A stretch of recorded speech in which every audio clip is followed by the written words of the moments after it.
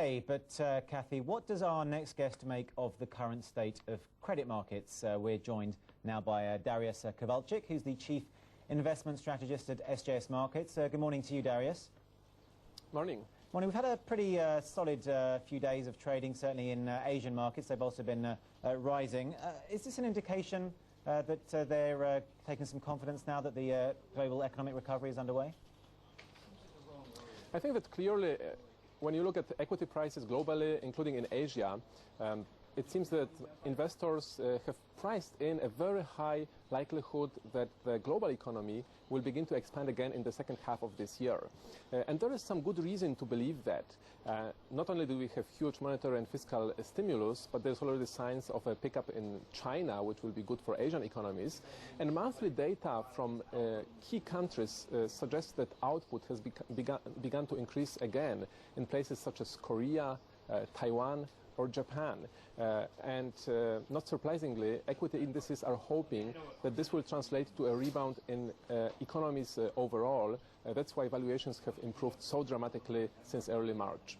Okay, you talk about monetary stimulus. Of course, the Federal Reserve decided not to increase its current monetary stimulus earlier this week when it kept rates on hold as well.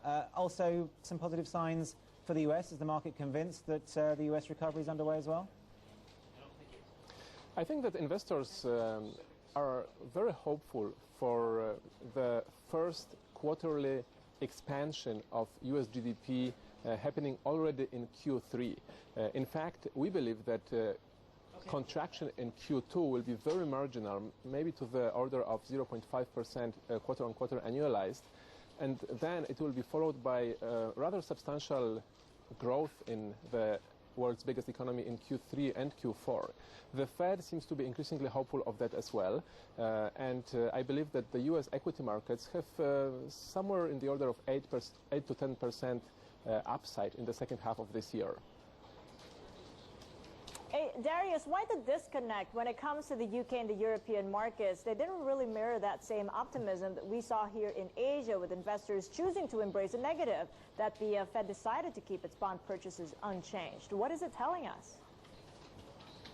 I think that investors in Europe, as well as in Japan, have to take into consideration a somewhat different dynamics of the overall economy. Because contraction in the Eurozone, in the UK and in Japan will be much steeper this year than in the US or emerging Asia.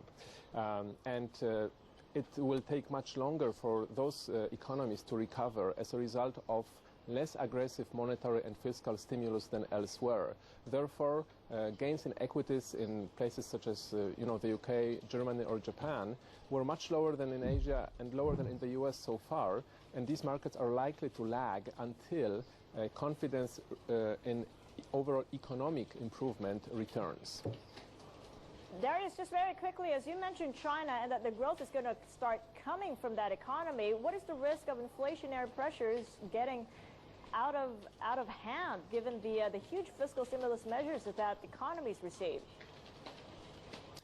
This risk is going to show up sometime next year. Chinese inflation will average -1% this year, but in December, the year-on-year figure will already move up to plus 1.5%.